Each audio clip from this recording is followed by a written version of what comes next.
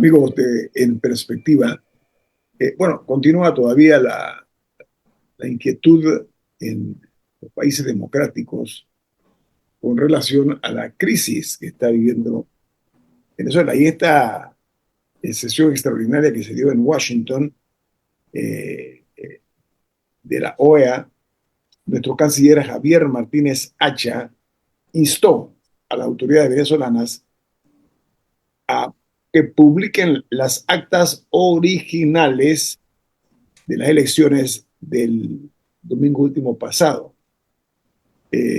Dice que solicitó respeto a los derechos humanos y que cese la persecución a adversarios políticos y opositores, ha expresado el jefe de la política exterior panameña.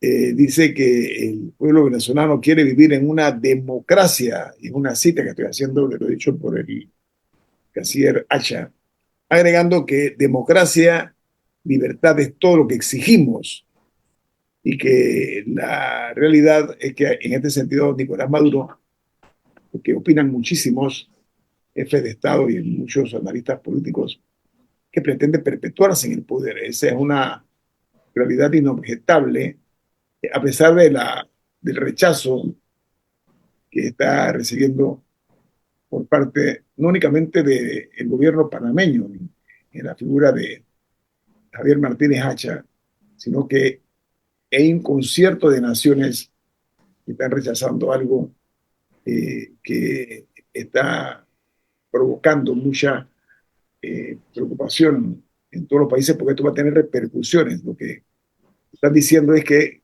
con este resultado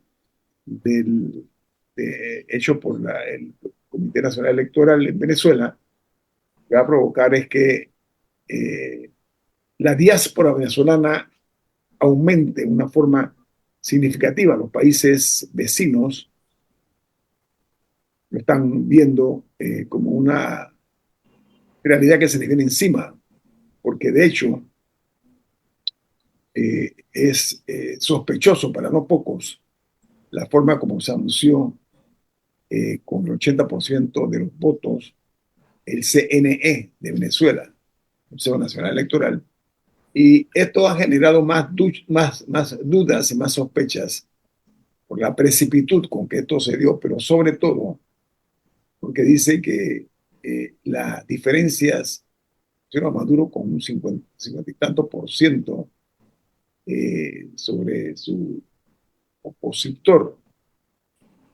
Y esta es una situación, reitero, que está causando la generación de noticias, no únicamente en América Latina. Miren, la Unión Europea acaba de rechazar las pretensiones del presidente Maduro para que tengamos una medida, una idea, no únicamente América Latina, y ni América en términos generales. Los Estados Unidos, por supuesto, que también está rechazándolo.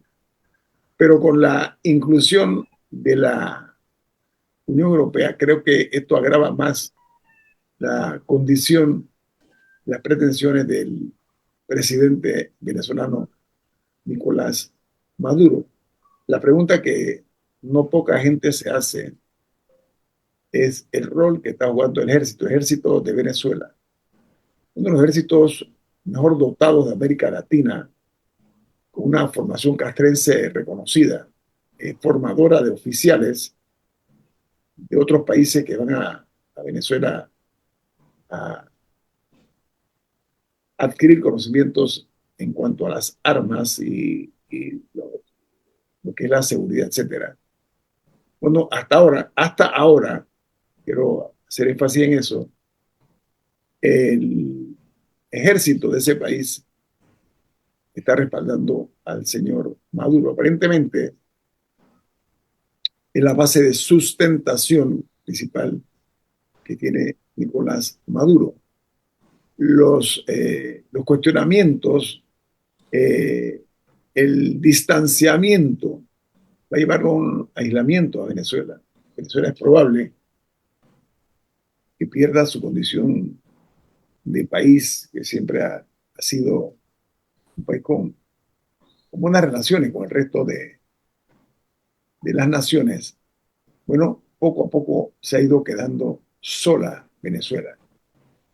Y eso es muy peligroso porque puede llevar a muchas cosas.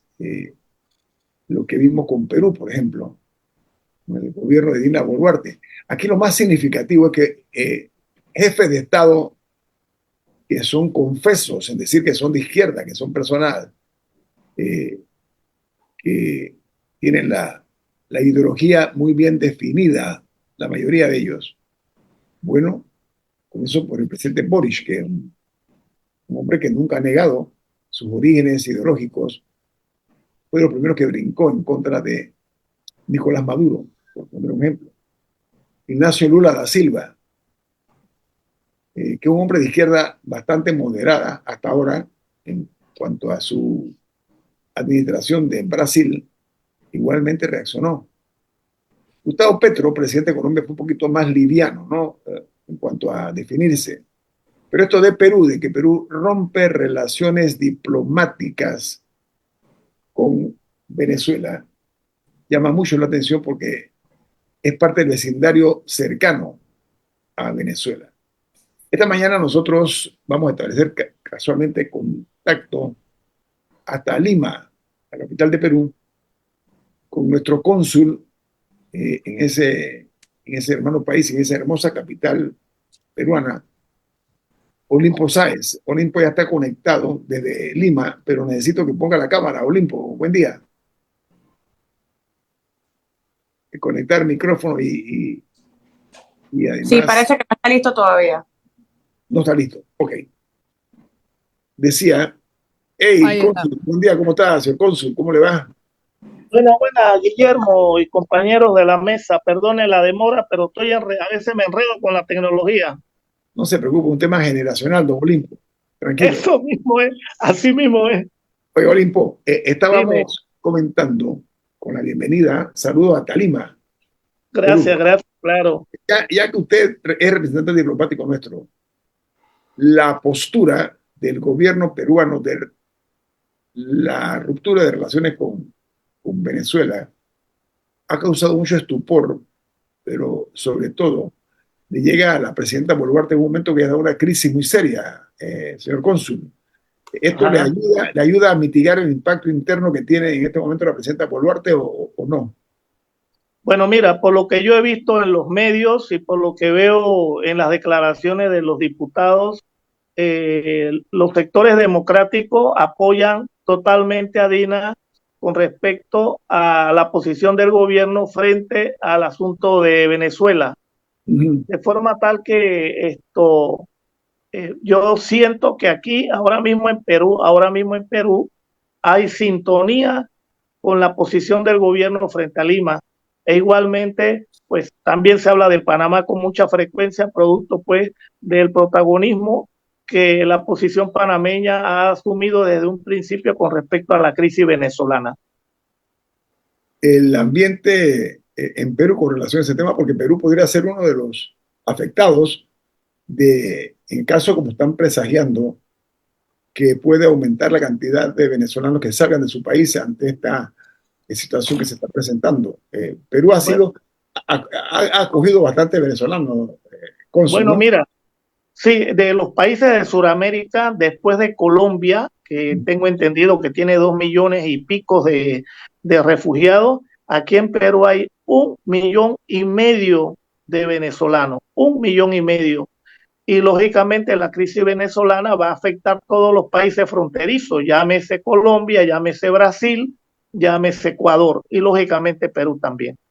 Oiga, el hecho, decía hace un instante, que presidentes que son reconocidos, y decía yo confesos, ser hombres de izquierda, no han apoyado a Maduro. Eso es muy significativo, cónsul Sáenz, ¿no? Bueno, me parece que el problema venezolano se ha extendido por toda América Latina. Muy pocos países lo están apoyando y los que no lo apoyan abiertamente guardan silencio. Hay que recordar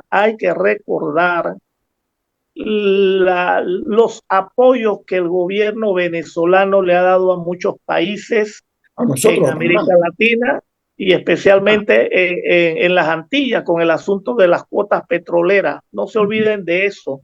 Lo otro que no nos olvidemos, que la izquierda panameña, va a decir que la izquierda latinoamericana ha tratado de cerrar filas con respecto al apoyo de Maduro, porque acuérdense también que uno de los grandes beneficiados desde los tiempos de Chávez fue el financiamiento a los movimientos de izquierda en América Latina. Así que esta gente, estas personas, lógicamente, o guardan un silencio prudencial o abiertamente defienden a Maduro en función de los apoyos que muchos de estos partidos que están en el gobierno o que hacen oposición han sido beneficiados con los apoyos económicos que ha mandado Maduro en las distintas campañas electorales y a los en su debido momento, ¿no? Entonces, es un papel importante. Ahora, las preocupaciones de los colombianos, de los brasileños, de los ecuatorianos y los panameños también, definitivamente es la ola de refugiados que van a seguir saliendo de Venezuela si esto no lo arreglamos, si esto no se arregla, y es normal. Ahora, el problema de la izquierda y el problema de alguna derecha también media cómplice es el doble discurso. O sea, queremos hablar de democracia, queremos defender los derechos humanos, queremos hablar de libertades, queremos hablar del bienestar del pueblo y la soberanía popular, y cuando ella se presenta eficientemente, abrumadoramente, entonces rechazamos esos valores en función de que no nos convienen tácticamente. Pero yo pienso que la realidad venezolana ha sobrepasado las fronteras venezolanas. Esto ya nadie puede disimular, nadie puede guardar silencio, porque el drama venezolano se ha derramado en toda la América Latina. Fíjate que no puede ser casual que casi todos los países de América Latina han salido preocupados por la situación de Venezuela y que sectores de izquierda en el poder como Petro, como Boric, Lula. Chile, Lula, han salido desde un principio a decir esto no puede ser, cuenten las actas, dennos un informe de contabilidad, porque ellos se dan cuenta que si la crisis de Venezuela no se resuelva pacíficamente y hay un derrame de sangre y todo, bueno, la izquierda va a perder mucho, ¿no? La izquierda que apoya a Maduro, la izquierda ideológica, la izquierda esa populista, va a perder mucho sentido de su ser si están apoyando a un régimen de Maduro que está violentando la constitución, que está violentando la soberanía popular, esa soberanía de la cual nosotros tantos hablamos, se está violentando. Y para nadie es un secreto, y los panameños tampoco, que ya hemos vivido varios eventos electorales, que ahí pues Maduro ha estado jugando en una forma ilegal, en una forma traicionera contra el pueblo de Venezuela. Yo decía, don Olimpo Sáez, que Panamá, en el curso de lo que fueron las negociaciones de los tratados, hubo un rol importantísimo. Panamá tiene una deuda en ese sentido con Venezuela por el rol que jugó el entonces presidente Carlos Andrés Pérez, un hombre que se definió 100%, ¿ok?, con la aspiración de nosotros con nuestras luchas. Así que eso no quiero ignorarlo, por lo menos quiero recordarlo. Es bueno que lo digas, y también es bueno señalar que desde 1968 el presidente Luis Herrera Campins, que era demócrata cristiano, copellano, después Rafael Caldera, fueron presidentes que estuvieron permanentemente apoyando a los panameños que salían también al exilio, salían a refugiarse. Venezuela les dio cobija a todos ellos. Nosotros no podemos olvidar eso de los venezolanos, porque ellos fueron solidarios con los problemas panameños también, pero como bien dices tú, Carlos Andrés jugó un papel importante porque movilizó a la opinión pública internacional, a la socialdemocracia, pidiéndole el apoyo para Torrijos en sus negociaciones con el Canal de Panamá, de forma tal que tenemos una deuda moral, política, con el pueblo venezolano. A eso me refería, con el pueblo venezolano. Mucha atención. Vamos Claro. con un comercial. Esto es En Perspectiva, un programa para la gente inteligente como usted. Estamos en contacto directo con Lima, Perú, donde está nuestro cónsul Olimpo Sáez. Olimpo es un hombre con una trayectoria interesante. En la época del régimen militar, Olimpo en su momento era un líder estudiantil. Eran momentos difíciles para el país y Olimpo se erigió como un líder de esa masa irredenta de jóvenes que no estaban de acuerdo con el régimen. Eh, Olimpo, decía yo, que si usted considera que los movimientos estudiantiles, claro, eran épocas absolutamente distintas, por supuesto, ¿no? Estoy hablando de la época del Instituto Nacional, el glorioso Leonidas Águila, que tenía un rol y jugó un rol importantísimo en nuestra historia. Así Hablamos de es. la reversión del Canal de Panamá, los movimientos estudiantiles de la Universidad Nacional, Olimpo, en los cuales usted fue uno de los líderes. Eso parece que es una página históricamente dorada, pero que no se ha vuelto a escribir en cuanto a la beligerancia.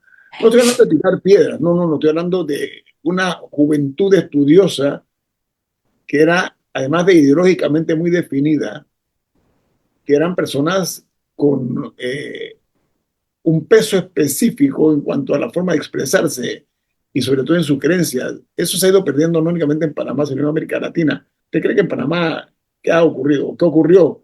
Que eso se diluyó. Bueno, interesante tu pregunta y creo que muchas personas se la hacen, ¿no? ¿Qué ha pasado en el movimiento estudiantil?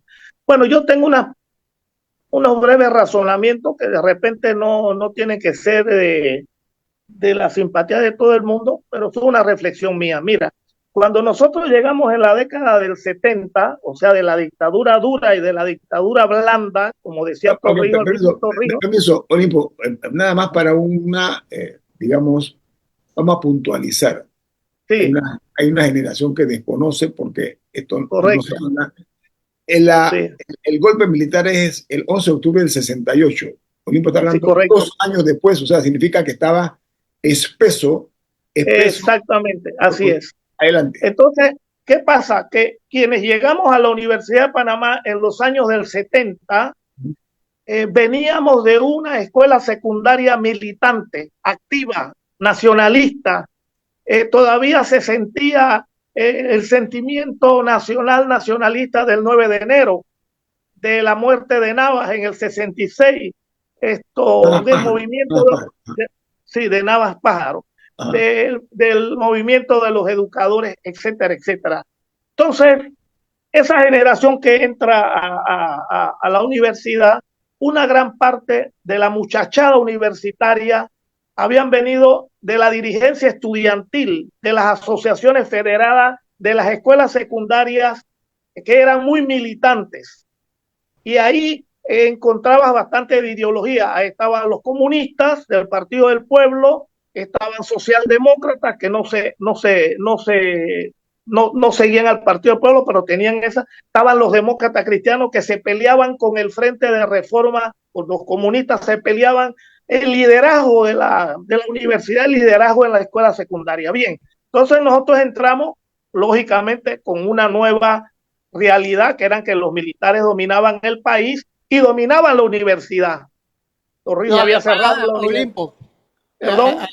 Olimpo, es importante decir que lo primero que hicieron los militares fue que ilegalizaron los partidos políticos. Y entonces Sí, el también es movimiento cierto. estudiantil representó a la clase política. Es importante Es decir eso. correcto. Iba a tocar ese tema. Entonces, Torrijos cierra la universidad, pone a Fábrega de rector y más tarde Torrijos saca a Fábrega y pone a Rómulo con una estrategia Rómulo Escobar de, Betancourt, para decir, ¿no? Rómulo, sí, porque el doctor, sí, Olimpo, estoy hablando como si todo el mundo supiera. te O el doctor agradecería con Rómulo mucho Escobar respeto. Betancourt, Ok. el cual va a ser un rector de, de, de muy amplia posición política, llama al movimiento estudiantil, le dice, ustedes pueden estar aquí, pueden hacer lo que quieran dentro de la cerca universitaria. Fuera de la cerca universitaria, ya yo no respondo. Eso me lo dijo a mí Rómulo. Olimpo, todo lo que ustedes quieran hacer, tirar volante, Se pelear, acercó la insultar, universidad. todo lo pueden hacer. Perdón, Se acercó la universidad. ya sí, Es lo que dice, correcto. es lo que dice. Ah, Sí, adelante, Olimpo. entonces, en el movimiento estudiantil se presentaron nuevamente las condiciones con Rómulo para que se presentara el movimiento estudiantil. Entonces, los grupos del Partido del Pueblo se formaron, la tendencia, que era un grupo que se había separado del pueblo, se presenta dirigiendo a la FEP, y en el movimiento opositor se organiza el Guaycucho de izquierda, pero no gobiernista, se organiza el FER, que era un movimiento de secundaria, se convierte en un movimiento universitario, y nosotros organizamos el Círculo Camilo Torres. Para mí son las cuatro fuerzas estudiantiles que van a conformar la opinión pública universitaria, el de gran debate universitario. Luego va a surgir como parte de una división del Círculo Camilo Torres, la fracción socialista revolucionaria, que se va a convertir en la Liga Socialista Revolucionaria. Olimpo, por favor, explica quién era Camilo Torres, por favor. Ajá, bueno, el Círculo Camilo Torres tomó el nombre del cura guerrillero colombiano, que era un sacerdote, que era el capellán en la Universidad Central de Bogotá, y que más tarde, viendo la incapacidad del discurso, del sermón, se alió al Ejército de Liberación Nacional y de la guerrilla colombiana, y una vez allí, en un enfrentamiento, muere en Colombia, en la guerrilla. Todavía no se sabe dónde está el cadáver, ¿no? Es un secreto. Ustedes se inspiraron en el movimiento que en su momento presidió el sacerdote Camilo Torres. Camilo Torres, que tenía una tendencia, bueno, cristiana, ¿no? De la revolución cristiana. Pues nosotros creíamos también que los cristianos teníamos que ser revolucionarios, teníamos que participar activamente, y así lo hicimos. Bueno, entonces el movimiento estudiantil se enfrascó en un abierto debate permanente en la universidad. Era cuestionar el proceso revolucionario de Omar, cuestionar la derecha panameña, los partidos de la oligarquía, etcétera, etcétera. No, como dice Murga, no habían partidos políticos porque Torrijos los había decapitado a todos. Entonces, el movimiento estudiantil universitario, es correcto lo que dice Murga, se viene a convertir, por decirlo así, en la vocería de los partidos que no existían. O sea, del planteamiento político de los derechos humanos, de la lucha por la soberanía, etcétera, etcétera. Bien, pero no es menos cierto que el gobierno de Torrijos, con esa fuerza que le daban las armas y con la fuerza que le daba el gobierno, mantenía una presencia muy activa en la universidad. Entonces, ¿quiénes les hacíamos frente a la FEP y al Partido del Pueblo, a la gente de izquierda, que eran llamadas torrijistas? Ellos mismos se llamaban torrijistas.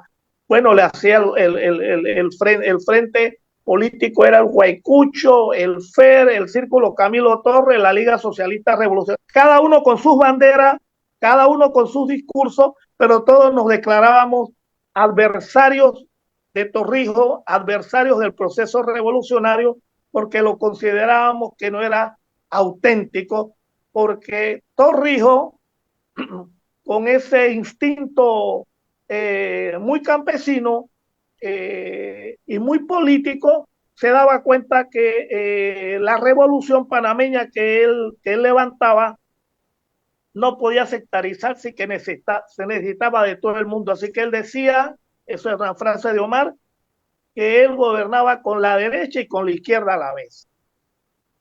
Algo así como ni con la izquierda ni con la derecha, ¿no? La cita es ni con la izquierda ni con la derecha, Olimpo. Sí, Okay, correcto. gracias. Entonces, cuando nosotros empezamos a confrontar un poquito más de cerca el régimen, lo empezamos a confrontar con cierto movimiento que nos atrevimos a hacer, producto también de una crisis económica que se vivía, ¿no? Entonces, la primera confrontación que tuvimos de verdad con el régimen fue el 20 de septiembre del año 76, que subieron los precios y nosotros comenzamos a organizar un movimiento para salir a la calle y lo organizamos entre todos, entre el Huaycucho, el FER, la Liga Socialista, nosotros y otro grupo que se llamaba Vanguardia Popular, ahí en la Facultad de Derecho. Y reunimos a la gente y salimos. Guaycucho era más a nivel de escuela secundaria, ¿correcto? No, de la universidad. No, éramos todos universitarios. El Guaycucho tenía un frente secundario en Colón, en el Abel Bravo. Ese, el Abel Bravo, a eso me refería. El FER tenía una representación en el Instituto Nacional, que eran los más beligerantes.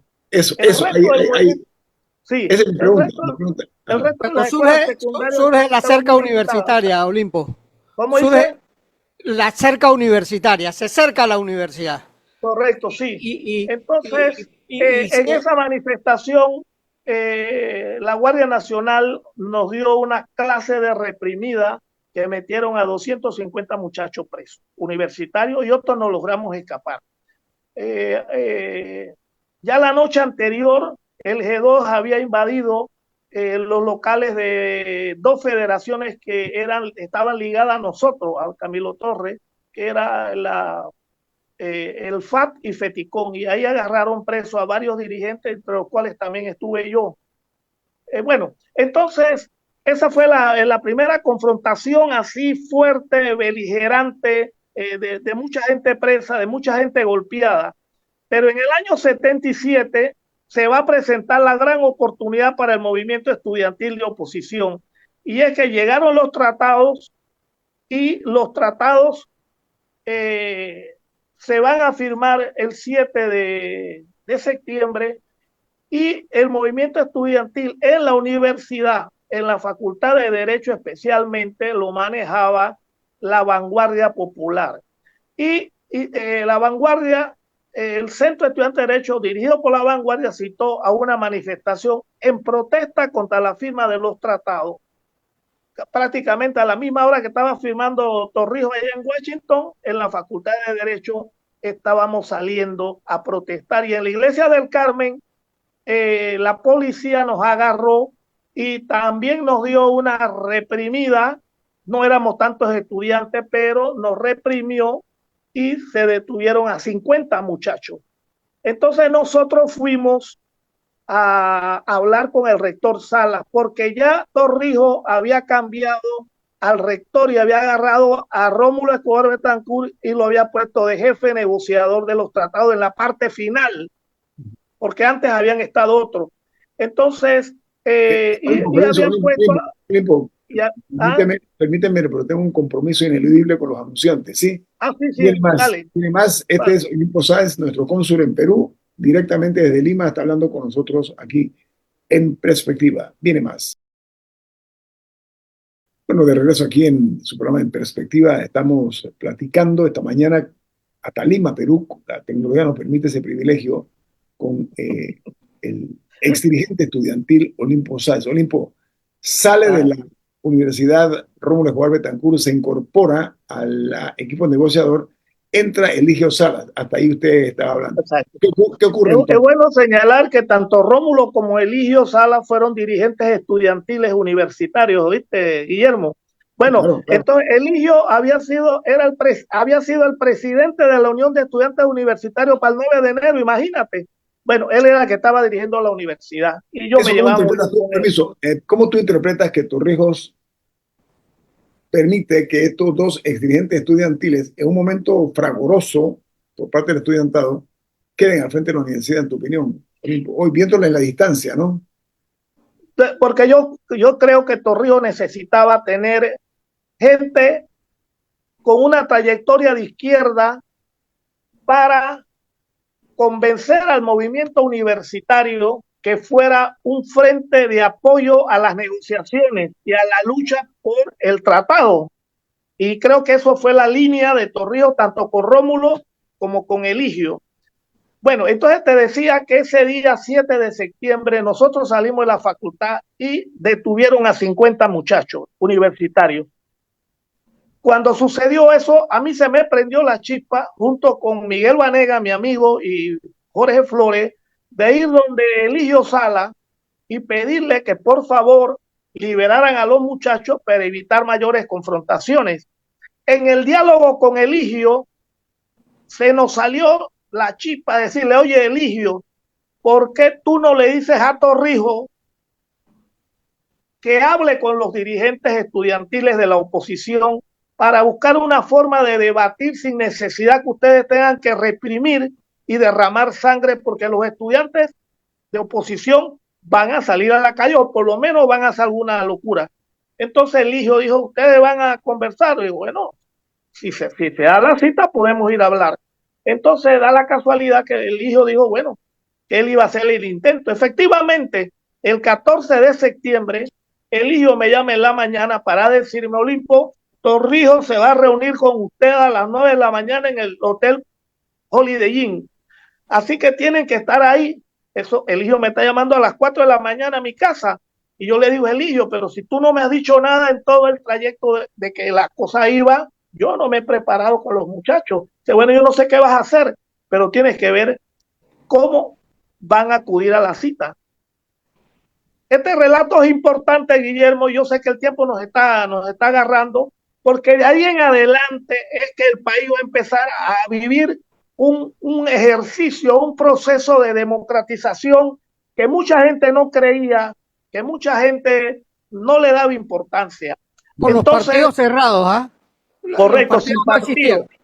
Exacto. Entonces viene Torrijos, se forma un laberinto en la Universidad de Panamá con el anuncio mío, pues, y la conversada mía con el Huaycucho, con el FER, con la Liga Socialista, con el Movimiento Vanguardia, con el Centro de Estudiantes de Derecho, donde yo voy y le acudo y le digo, hay que ir a esa reunión porque hay que ir a pedirle a Torrijos libertades democráticas, libertad de opinión. El tiempo nos asfixia.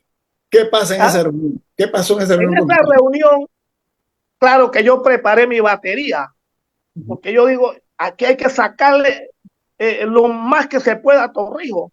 Entonces yo me fui con los muchachos, después de un gran debate, fuimos y nos encontramos con Omar. Omar nos estaba esperando con una risa toda sarcástica, porque lógicamente lo hicimos esperar de las 9 de la mañana a las 11 de la mañana que nosotros pudimos terminar el debate en la universidad. Nos presentamos, el FER no quiso ir y el Huaycucho tampoco. Fue Vanguardia Popular, Liga Socialista Revolucionaria y el Círculo Camiloto. Fuimos los que hablamos con Torrijos.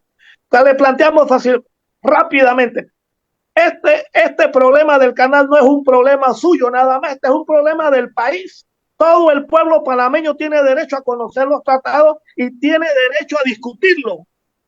Usted no nos puede negar a nosotros el derecho a discutirlo. Bueno, ¿y qué es lo que estás planteando? Estamos planteando que nosotros queremos tener acceso a los periódicos. Acuérdate que los periódicos estaban bajo el control de Omar.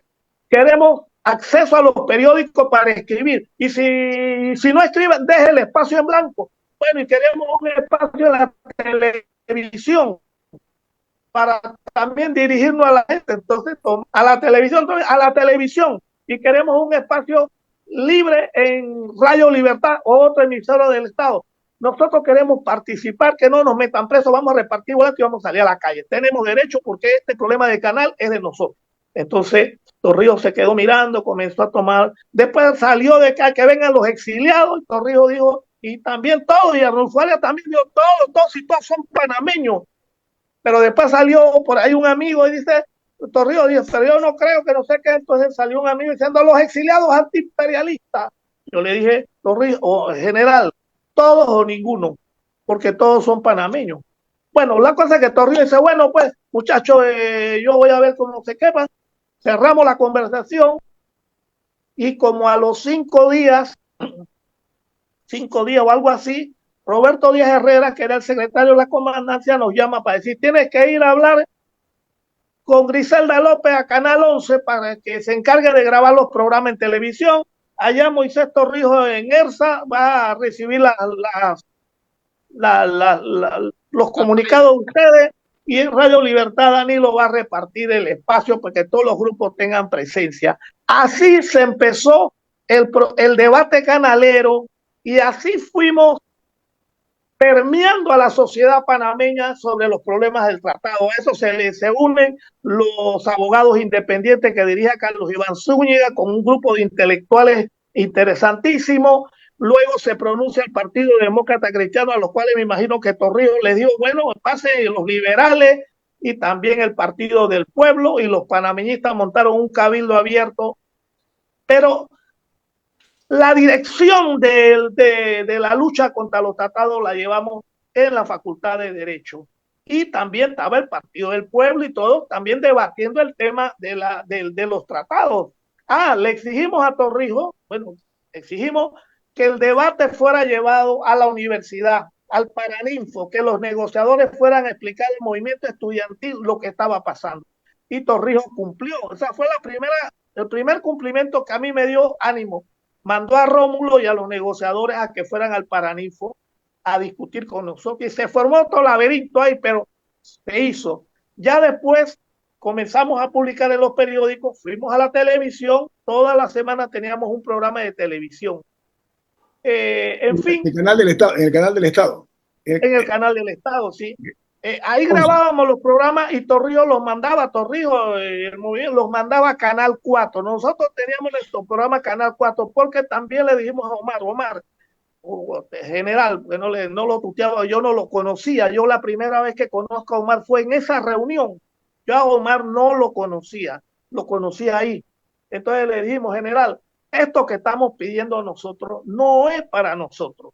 Nosotros quisiéramos que, así como usted nos da un programa de televisión a nosotros, le dé uno a los seguidores suyos en la universidad, que también tengan su página en el periódico, y que la imprenta universitaria nos publique las hojas volantes a todos. Ahora, no las queremos regalar nosotros, que no las imprima, nosotros vamos a llevar nuestro papel. Bueno, todo eso, la verdad que todo eso se cumplió. Claro que la mano cargada la tenía el gobierno, lógicamente. Publicaba 4 periódicos, nosotros publicábamos en uno. Pero eso no fue obstáculo para que el movimiento estudiantil, los abogados independientes se pudieran pronunciar y comenzamos a movilizar a la opinión pública nacional. Bueno, yo considero que ahí ese veranillo democrático que se dijo burlonamente, el veranillo democrático de Omar, fue lo que llevó poco a poco al país a un proceso de libertades públicas, del retorno de los exiliados, de que Torrijos se viera obligado por las circunstancias a reformar la Constitución del 72, que la reformó en el 78. Nadie creía en eso. Después a convocar elecciones en el 80 para parcialmente, lógicamente, ¿no?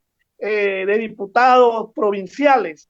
Claro, la mano estaba cargada, pero iba abriendo espacio. Y yo creo que son cosas que hay que reconocerle al régimen de aquel entonces, que muchos de nosotros no queríamos reconocerle y que no le queremos reconocer todavía. Pero él empezó, acuérdate de aquella famosa frase cuando reforma la Constitución del 78 y dice, el repliegue militar.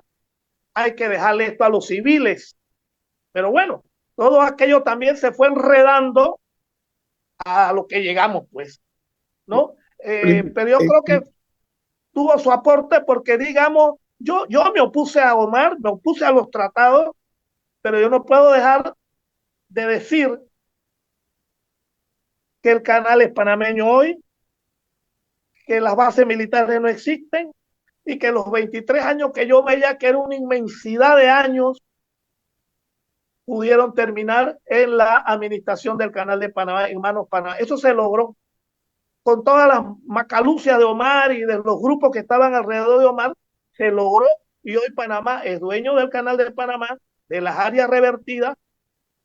Y yo, que fui un opositor también al Tratado de Neutralidad, hoy creo que el Tratado de Neutralidad le da estabilidad al país y creo también que es un seguro contra el revanchismo colombiano, que Petro ha sido el mejor exponente de humillar a la República de Panamá, porque no acepta él, como hay una garulilla de intelectuales colombianos que no aceptan la independencia de 1903, como no aceptan el espíritu nacionalista de los panameños desde 1821 hasta la fecha. Olimpo, qué lástima que el tiempo, como siempre, ¿no? No te preocupes. Un abrazo Claro. hasta Lima, Perú. Oye, a ustedes todos, a todos los oyentes, gracias. Y a ti por considerarme. No, por favor, siempre se le respeta, don Olimpo. Ha finalizado En Perspectiva, un análisis para las mentes inteligentes. Por los 107.3 de Omega Estéreo.